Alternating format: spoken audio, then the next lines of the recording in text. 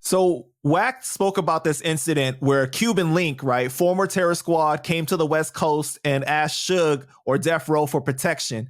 Cuban has denied it, but Wack said that's how he met Cuban. Do you remember that? I don't know of that because, like I said, I wasn't around them then.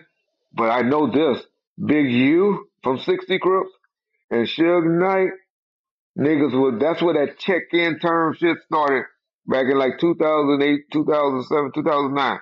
Ti, Ludacris, all those niggas was paying those niggas to negotiate stuff that was happening on the West Coast. They was paying for protection while they were Or here? to check in, or to letting you know, or to saying that I'm having a problem with this dude or this person. Can y'all, make sure it go away?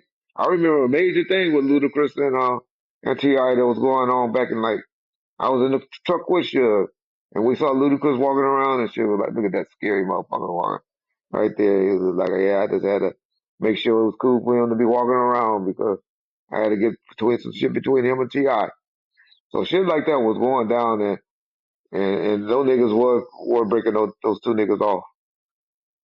So it was the beef between each other, or it was preventing some street dudes from robbing them while they were here on the West Coast? Both, but mainly they be having everybody get up under somebody. You can name me an artist and I can tell you who they was up under. That's generally because they got a connection or drug connection, a cousin or something like that from those particular gang areas. The Great Streets had dudes that was up under them. The Bunny Hunters had dudes that was up under them. Term had dudes, still basketball dudes like Baron Davis and Harden and all of them that was up under them. And so, Cash Money was running around with niggas from the Bunny Hunters and stuff like that. So everybody had dudes that they were cool with that was up under them. Even Rich Quan, he was fucking with the Great Streets real tough. And that dude with the two phone dudes, I remember he was hanging out with the Great Street dudes real tough. So I'm saying that to say everybody got somebody they get up on. 60 cars is big in LA. I done been in clubs with those niggas where I was with Key Rock and stuff, and they didn't even know each other was from another set of the 60s.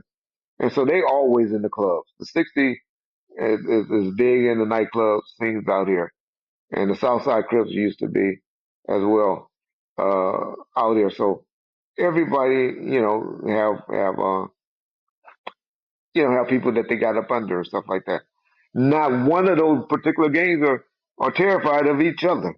The Crips, when they see Pirus, they ain't scared of them. And vice versa, when the Pirus see Crips, they ain't scared of them.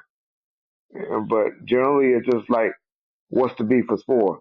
Niggas ain't just shooting each other just because there's a problem, just because you wearing red or you wearing blue. No, that nigga with us, and he all right here. Y'all stay over there, we stay over here. Type of scenario. So you don't remember hearing about any situation about Cuban Link asking for protection or anything like that? No.